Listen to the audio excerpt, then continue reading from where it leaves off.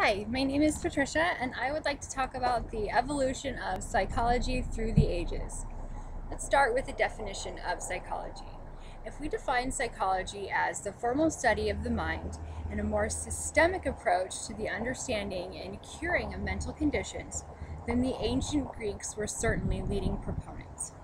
Plato, Aristotle, and Socrates were actually the first known philosophers to ask questions about human intent, thinking, and ethical reasoning.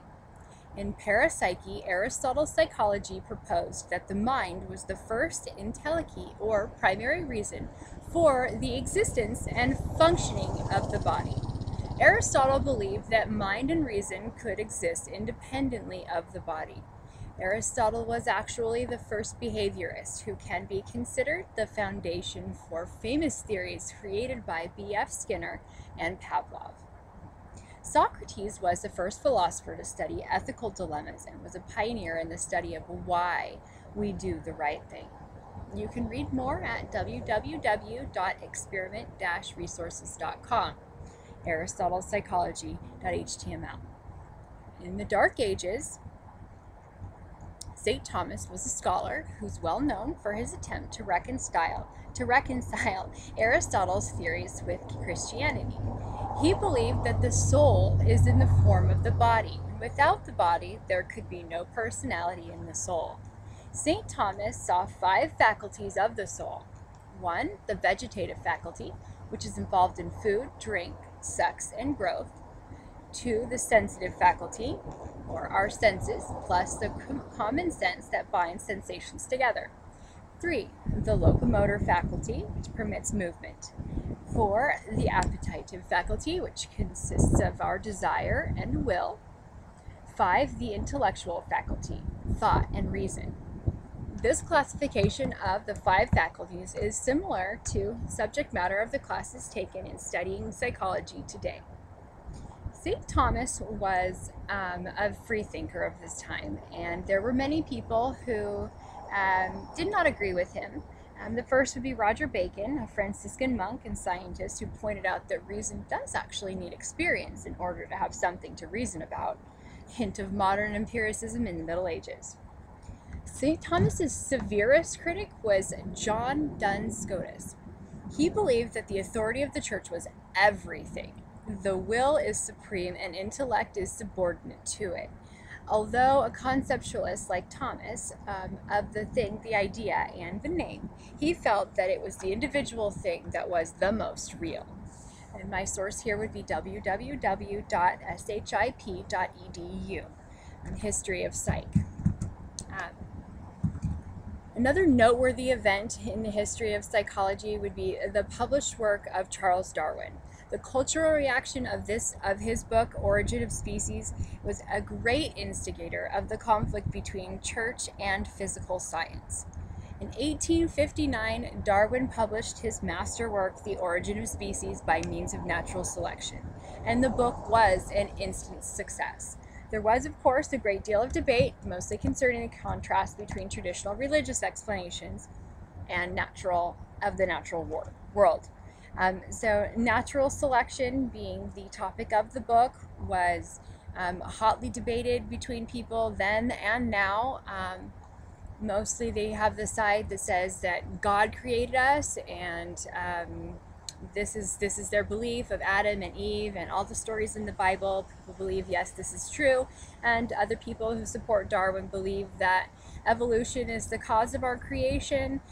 We can look at evolution as the way that we have evolved into people, how the giraffe's neck has stretched, and evolution is a great explanation, in my opinion, of the train. We'll pause just a second to let the train go by. There's the train.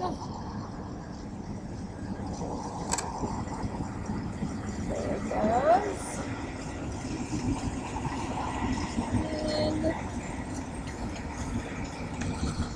Okay. And so, back to Darwin.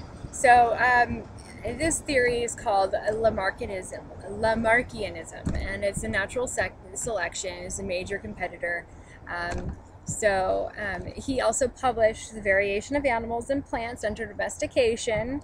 And in 1871, he came out with The Descent of Man and Selection in Relation to Sex. And this book was about how the things that that animals, actually mostly birds, well, not mostly, but in relation to birds and how their coloring of male birds' coloring, how it affects their sexual preference and how they actually use appearance in relation to mating. So, the variation of animals and plants under domestication. I'm sorry, I already talked about that one, The Descent of Man. And the Descent of Man portion of the book is a brief introduction to the idea that we too are the result of natural selection. And this is a great theory. And in 1872, The Expression of Emotion was published, and Darwin talks about the evolution of the signals the animals use to communicate. And he relates the signals to human emotional expression.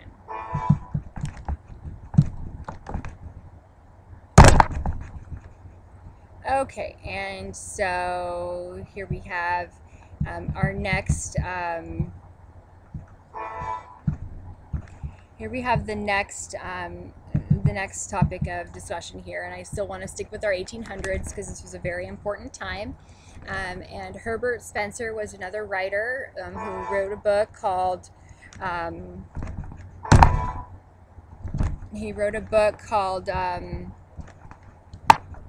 The Economist.